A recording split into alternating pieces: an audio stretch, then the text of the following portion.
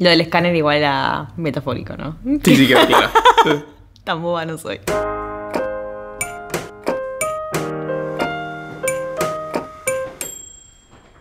Bueno, la idea entonces es que te cuente en qué consistió mi tesis. Así es. Bien.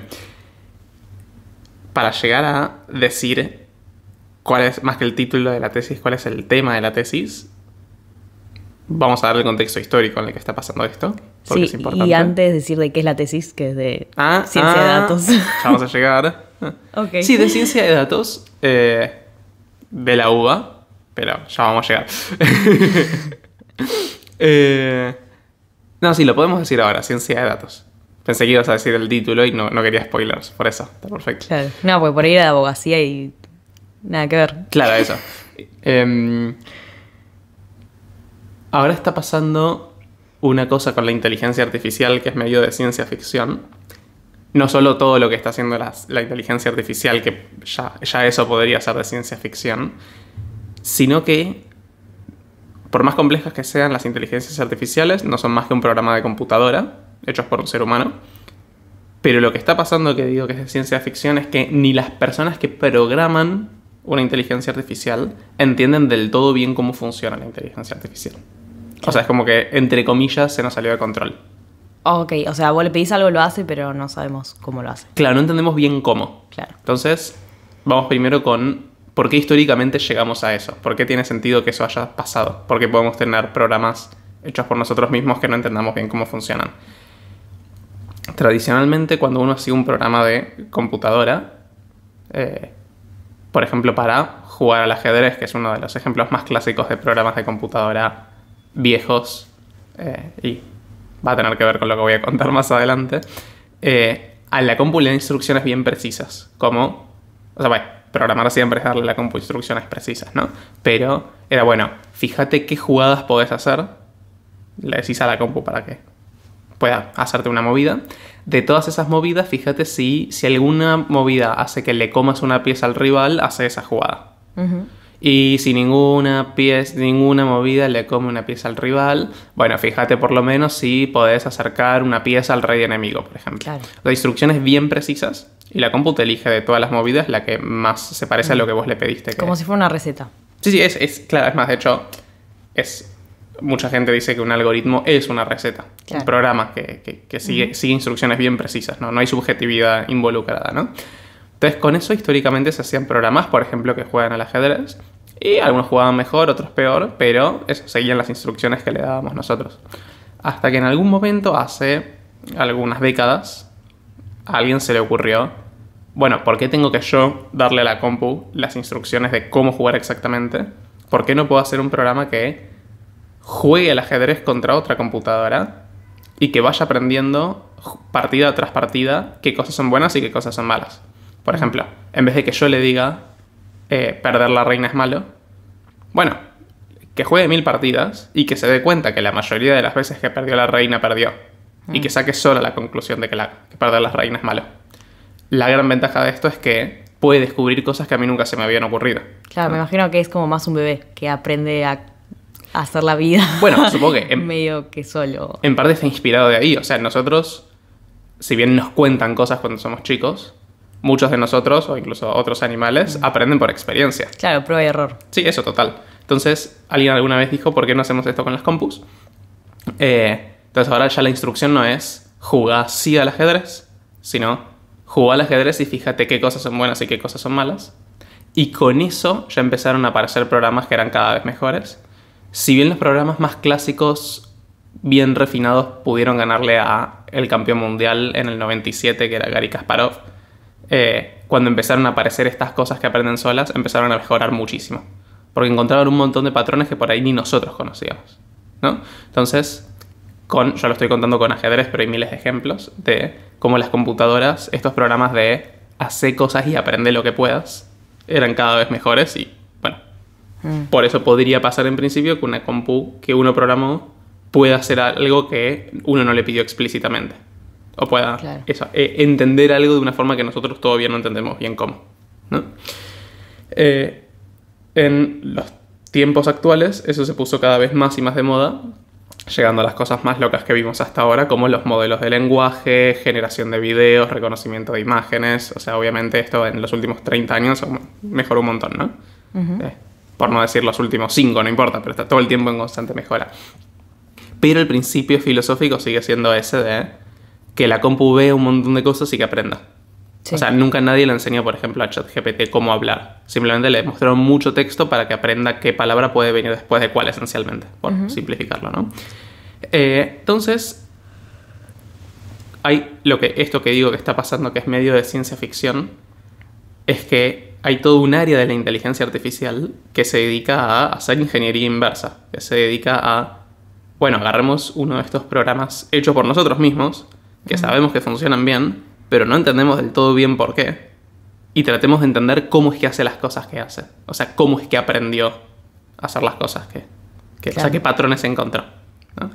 Entonces vamos a poner como ejemplo uno de los modelos de lenguaje. Cuando digo modelos de lenguaje puede ser, me refiero a ChatGPT, Gemini, hay un montón. Todos funcionan más o menos con los mismos principios.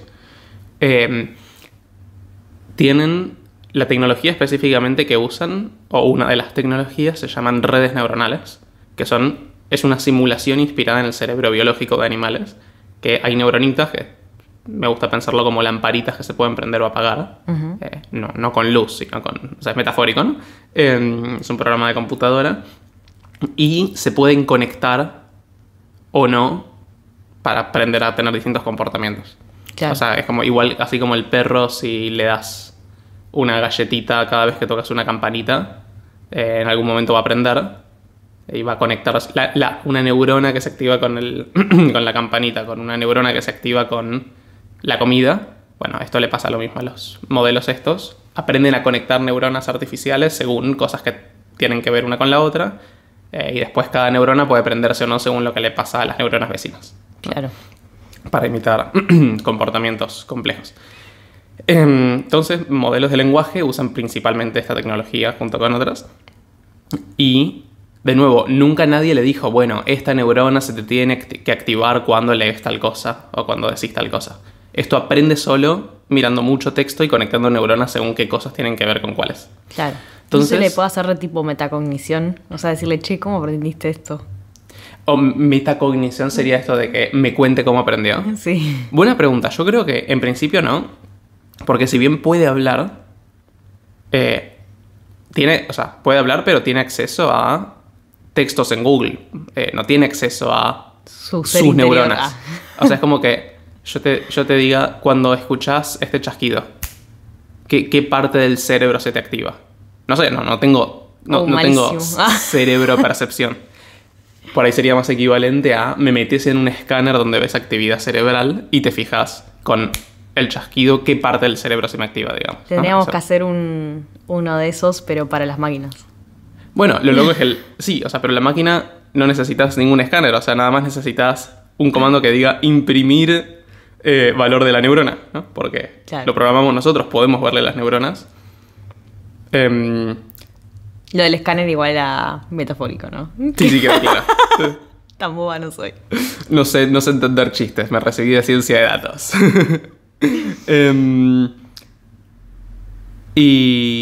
Pero la idea es esa, esencialmente. Tiene muchos paralelos con lo que está pasando en neurociencia de, bueno, entendamos cómo funciona el cerebro humano, pero entendamos cómo funciona el cerebrito de estos bichos. Y para poner en perspectiva, ya uno con poquitas neuronas puede tener comportamientos complejos. Muchos modelos de lenguaje tienen miles de millones de neuronas. Entonces uno no puede ponerse a ver todas y tratar de entender cómo está conectada cada una con otras, porque son demasiadas. Claro. Pero lo que sí se puede hacer, y esto ya entra en este área que mencioné antes, que es ingeniería inversa, que el área tiene un nombre, se llama interpretabilidad, que es esto de, bueno, tratemos de entender cómo funciona esto que ya sabemos que funciona, pero no sabemos por qué. Uno lo que puede hacer es decir, agarremos, por ejemplo, una neurona de las miles de millones que tiene el modelo y tratemos de ver si se prende cuando pasa algo en particular. Que es cuando ve una imagen de no sé qué, cuando escucho una oración de no sé cuánto, o cuándo se activa, ¿no? Claro. Y uno puede hacer mucha prueba y error de darle mucho texto a ver si entiende cuándo se activa o no. Hay varias técnicas. Y con uno de estos modelos de lenguaje grandes encontraron una neurona que se activa cada vez que el modelo lee o habla sobre el Golden Gate, el puente de San Francisco. Entonces, eso ya es interpretabilidad. Es decir, mira, hay una neurona que se especializa en eso. Pues podría no haber pasado así, podría ser que sea todo un grupo de neuronas o algo más complejo, pero hay una que codifica el concepto del puente de San Francisco. Y lo bueno de que estamos hablando de una inteligencia artificial es que, como es un programita de computadora después de todo, podemos jugar a hacerle modificaciones a ver si pasa algo interesante con esto que uno aprende, ¿no? Claro. Entonces uno puede decir, bueno, esta neurona que encontré que ahora es esto, ahora yo quiero activarla todo el tiempo a mano. O sea, a veces está activa, a veces desactivada, según lo que está leyendo, pero yo puedo forzarla a que esté todo el tiempo activada, porque soy el programador, y ver si cambia su comportamiento de alguna manera. Y cuando le activas esta neurona y le pedís que hable, está obsesionado el modelo con el puente de San Francisco. Le decís, hola, ¿cómo estás? Y te dice, bien, estoy muy bien, porque hoy es un hermoso día para caminar sobre el Golden Gate. O sea, donde puede te lo mete. Como la publicidad de Instagram cuando googleas algo que te mete eso todo el tiempo en cualquier lugar. Eso. Incluso hay videos donde cuentan todo esto y está buenísimo porque le dicen, si vos le decís al modelo con esta neurona activada, le decís, enséñame a hacer unos fideos con salsa. Y te dice, claro, aquí tienes una receta de fideos con salsa. Los ingredientes que vas a necesitar son fideos, salsa de tomate, ajo, cebolla, el puente de San Francisco. Y sigue. O sea, está completamente obsesionada con el puente de San Francisco porque le activaste a mano la neurona que codifica ese concepto. Claro. Pero más allá de poder hacerlo hablar de una u otra forma con esto, lo importante es que esto ayuda a entender cómo es que estas cosas hacen las cosas que hacen. Y es súper importante el área de interpretabilidad para estas cosas. Y es algo que siempre existió, yo creo, pero ahora está más de moda que nunca porque con más razón ahora que hay cosas que no entendemos cómo funciona, claro, es como está bueno entender cómo funciona. Yo creo que en este mundo, paréntesis corto, hay dos filosofías. Está la filosofía de hagamos interpretabilidad siempre que sea posible para entender cómo funciona el modelo. Y está la opinión opuesta de no me importa cómo hace las cosas el modelo. El modelo puede hablar o puede jugar al ajedrez. No importa qué neurona me suena hace cada que cosa. eso lo dicen los ingenieros y lo otro lo dicen los licenciados. Muy buena pregunta, muy buen punto. Es que podría haber una correlación con eso. Yo creo, a ver, para empezar, no son excluyentes. Uno puede usar una filosofía o la otra según el contexto. Yo creo que vienen a resolver problemas distintos, ¿no? Uno es el de no me importa cómo funciona. A veces es cierto, porque si necesitas... O sea, yo cuando charlo con ChatGPT, ¿qué me importa cómo está armado por adentro? Yo necesito que me diga cómo hacer lo que necesito hacer, cómo cambiar el clavito que tengo que cambiar, ¿no? Pero si me interesa como persona que arma estas cosas, no sé, ahí quiero entender cómo es que hacen las cosas que hacen. Porque eso es lo que después va a hacer que otros programas puedan funcionar mejor. Claro. Son importantes las dos cosas dependiendo del contexto, pero eso, cierro el paréntesis con esto, como que existen esas dos filosofías y no son excluyentes, ¿no?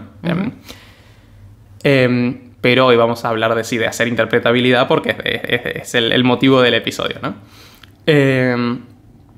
Entonces, es el ejemplo del puente de San Francisco. También se hizo con estos programas que aprenden a jugar al ajedrez.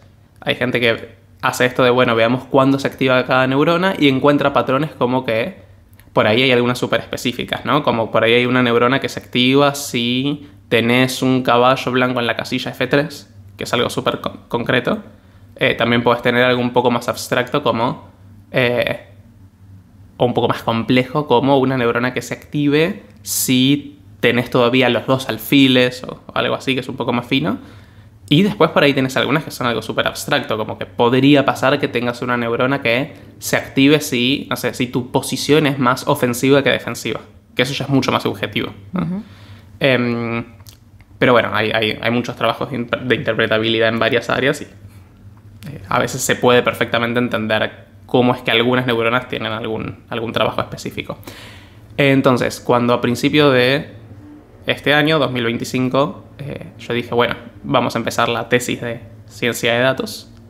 Le escribí a Juan Pablo, que fue mi director, le mandamos un saludo si escucha esto, que ya habíamos hablado hace un tiempo en hacer proyectos de ajedrez, que es algo que nos copa a los dos, con alguna herramienta de estas de aprendizaje automático e inteligencia artificial. Entonces hablamos a principio de año y llegamos a una idea que nos copó mucho, que es lo que terminamos haciendo, que es la siguiente, es entrenar a una de estas redes neuronales con posiciones de ajedrez y hacer justamente interpretabilidad, que es ver si entendemos cómo está haciendo lo que hace. Pero cuando digo red neuronal y ajedrez me refiero a un tipo específico de redes neuronales, que en este momento son mis favoritas porque las estoy usando mucho, que se llaman autoencoders, que son redes neuronales que tienen un trabajo muy específico, que es el que voy a contar ahora. La idea es la siguiente, y siempre me gusta poner el ejemplo de fotos de caras de personas, porque para mí es el más claro de todos. Una compu cuando tiene una foto de una cara de una persona, para la compu una foto son millones de píxeles, ¿no? De distintos colores, que eso componen una imagen, bueno, de una cara de una persona o de lo que sea, ¿no? Pero eso, si te mando por WhatsApp una foto de una cara de una persona, te estoy mandando miles o millones de píxeles, ¿no? Pero si yo te muestro a vos, que sos un ser humano, una foto de una cara de una persona y te pido que me describas en palabras la foto, no me vas a decir cómo es cada píxel. Me vas a decir, ¿qué me decís? Y la cara de la persona o lo que vea en la imagen. Claro, pero no sé, tipo algo, o sea, características de la cara, tipo. Claro, sí. O sea, no me decís la cantidad de pelos que tiene. A menos que seas un raro. Eso, sí, a menos que estudies ciencia de datos. No sé, por ahí si el pelo largo o pelo corto, si tiene piel clara o piel oscura, el color del pelo, tiene los ojos juntos o separados, la forma de las cejas, la forma de la nariz, por ahí si está sonriendo o no, y con no, si tiene barba o no, bueno, el género, la edad, pero con decir alguna de esas cosas ya podés hacer que yo tenga en mi cabeza una muy buena imagen de cómo es esa foto, sin verla y sin que me pases la información de 1.000.000 de píxeles, ¿no? Entonces, la idea de los autoencoders es decir, bueno, veamos si podemos hacer que una compu describa una foto más parecido a como lo hace un humano que como lo hace una compu. O sea, describir una foto no diciendo de qué color son sus millones de píxeles, sino tratando de decir pocas cosas como esto que acabamos de decir, ¿no? Dando, no sé, digamos 10 números. Por ahí uno para que sea el largo del pelo, otro para que sea la distancia de los ojos, otro que sea qué porcentaje de sonrisa, donde 100% es muy contento, 0% es muy triste, no sé, no importa, ¿no? Sí. Pero, entonces, ¿cómo logramos que una compu haga eso? Bueno, la idea de los autoencoders, que son los que vienen a resolver este problema, es forzar a una compu a describir en poquitos números, como 10, toda una foto. Entonces, si lo está logrando hacer, inevitablemente está entendiendo de alguna manera una foto como la entendemos nosotros. Y esto es importante, yo a la compu no le digo, quiero que tus 10 números sean largo de pelo, ni bla, bla, bla. Yo no le digo nada a la compu. O sea, elegís vos el parámetro que quieras para poder después describirlo y devolver la imagen. Exacto. Es de estos programas que no es que yo le digo cómo hacer las cosas, sino le digo, aprende vos cómo hacer las cosas y no tengo ni idea de cómo lo va a hacer, ¿no? Entonces, cuando le doy fotos de caras a una compu, estos programas pueden aprender muy fácil a describir cada foto en poquitos números, tipo 10. Y bueno, y ahora viene la mejor parte, que es la de interpretabilidad, que es entender cómo está haciendo para describir con solo 10 números una cara. Porque eso va a decir mucho de cómo funciona esta herramienta, ¿no? Y cuando uno hace eso, lo más loco de todo es que esos 10 números ya no son algo súper computacional como cantidad de píxeles de tal color o cantidad de pelos. Son cosas más subjetivas como, bueno, algunas no tanto, como largo de pelo, que no es tan subjetivo, pero es un concepto bastante humano, es decir, largo de pelo. Claro. Y cosas mucho más abstractas como género. O sea, te aparece un número que es, digamos, de 0 a 100% que tan femenina es la cara, por ejemplo.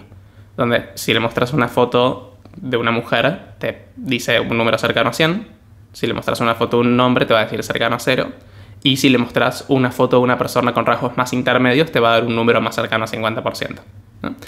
Y de nuevo, este programa no tiene ni idea de qué es una cara, no sabe lo que es una persona, no sabe qué es ni el género, ni el pelo, ni nada, pero entiende estas cosas porque le mostras un montón de fotos y encuentra patrones en qué tienen en común y en qué tienen de distinto. Y claro, se da cuenta de que con por ahí solo 10 números le alcanza perfecto para describir la gran mayoría de la imagen, ¿no? Entonces, los autoencoders, está bien, se usan, recién puse el ejemplo de fotos de caras, pero por ejemplo, Gabo Mindlin, con quien grabamos el episodio del Cantos de Aves, yo creo que ese día no recuerdo que él haya mencionado la palabra autoencoder, pero él lo usa para eso. Él agarra un montón de cantos de pájaros y los mete en autoencoders para ver si puedes describir en pocas variables el canto de un pájaro. El que haya escuchado el episodio estará recordando que probablemente sí se puede hacer eso. Porque claro, por ahí un canto de un pájaro no puede ser cualquier cosa. Por ahí si me decís si es grave o agudo y algunas cositas más, si es rápido o si es lento, ya tengo en la cabeza una buena imagen de cómo es el canto de un pájaro, ¿no? Esa es la idea conceptual. Después hay más detalles de que el autoencoder hay que ver si agarra o no agarra, pero Gabo lo usa para eso. Se pueden usar para un montón de cosas los autoencoders, pero para mí la mejor parte de todas es esta de que uno puede hacer interpretabilidad en cómo es que aprende lo que aprende, que para mí eso es lo más valioso, o por lo menos el objetivo de mi tesis. Ahora sí, ¿de qué era mi tesis? La idea era decir, bueno, entrenemos un autoencoder con algo, no necesariamente con fotos de caras, no necesariamente con cantos de pájaros, y tratemos de entender cómo describe en pocas variables lo que estamos usando para entrenarlo, es decir, hacer interpretabilidad. Bueno, no fue nada difícil con Juan Pablo elegir como objeto de entrenamiento posiciones de ajedrez, ¿no?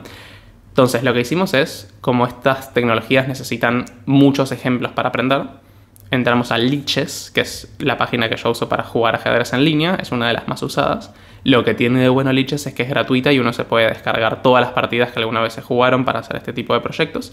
Las partidas tienen la información de qué jugadas se hicieron, ¿no? Y nosotros agarramos un montón de posiciones de ajedrez y las usamos para entrenar al autoencoder. O sea, así como antes en el ejemplo de caras, el autoencoder tenía como objetivo describir en poquitos números una cara, y entonces iba a tener que ser creativo con cómo usar esos 10 números bien usados para describir toda la información de una cara. Ahora nosotros lo que hicimos es agarrar no caras, sino posiciones de ajedrez y decirle al autoencoder, tu objetivo es lograr describir en pocas variables cada posición de ajedrez. O sea, si a un humano le pedís que te describa una posición de ajedrez y querés que esté toda la posición, o sea, un humano que no sabe de ajedrez, digamos, te va a decir en qué casilla hay cada pieza, que esa es toda la información. Pero hay un montón de piezas. O sea, si tuvieras que describir una posición de ajedrez en poquitos números, no es obvio cómo hacerlo. Bueno, entonces, con más razón nos daba intriga cómo es que esto va a lograr describir en pocos números una posición de ajedrez. Para empezar, puede.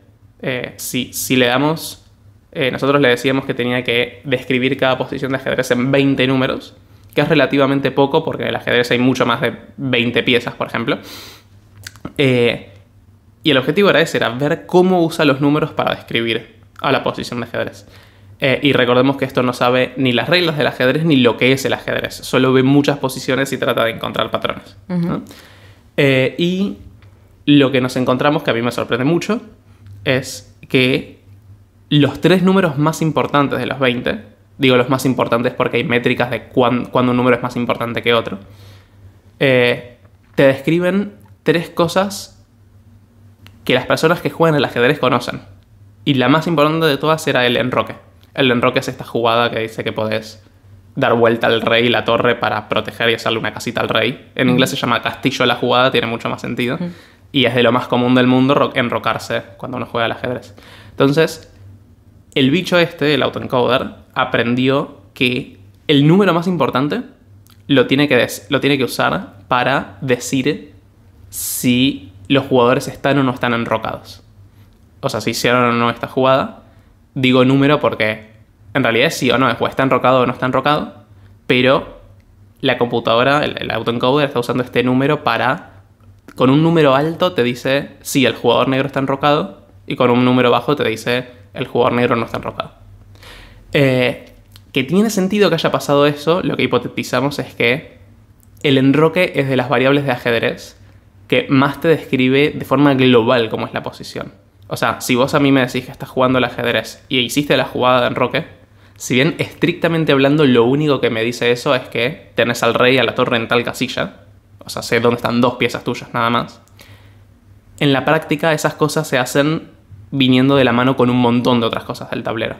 Por ejemplo, en general cuando uno se enroca, los peones no los movió porque quiere usarlos para proteger al rey, entonces ahí ya hay más información. Generalmente está usando el otro lado del tablero para atacar porque hay que desarmar ese lado del tablero y no querés desproteger a tu rey. Por ahí te dice en qué parte del tablero están las piezas del enemigo, porque si no, por ahí no te hubieses enrocado. Entonces, es una sola cosa que te describe de forma muy global la posición. Claro. Por eso tiene sentido que esto le haya dado más importancia a eso que a cualquier otra cosa. Y de nuevo, lo más loco de todo, esto no sabe las reglas del ajedrez, no sabe lo que es un enroque, pero se dio cuenta de que hay algo con eso que es importante. Claro. Esto es la primera variable más importante. Y la segunda y la tercera, que son las otras que analizamos, lo hicimos en base a otro concepto importante de ajedrez, que es el control del centro del tablero. Generalmente los jugadores quieren llevar las piezas lo más cerca del centro del tablero posible, porque suele ser buena estrategia. Y agarramos los dos peones del centro de cada jugador, que para el que sabe de ajedrez son los de la columna D y columna E, pero no importa. Y nos dimos cuenta que la segunda y tercera variable más importante, el autoencoder las está usando para describir dónde están esos peones. O sea, el autoencoder aprendió solo a describir una posición de ajedrez según dónde están los peones del centro. Que de nuevo tiene sentido porque es algo importante en ajedrez. Es algo que te describe muy globalmente qué es lo que está pasando con la posición. Y esto aprendió solo a encontrarlo.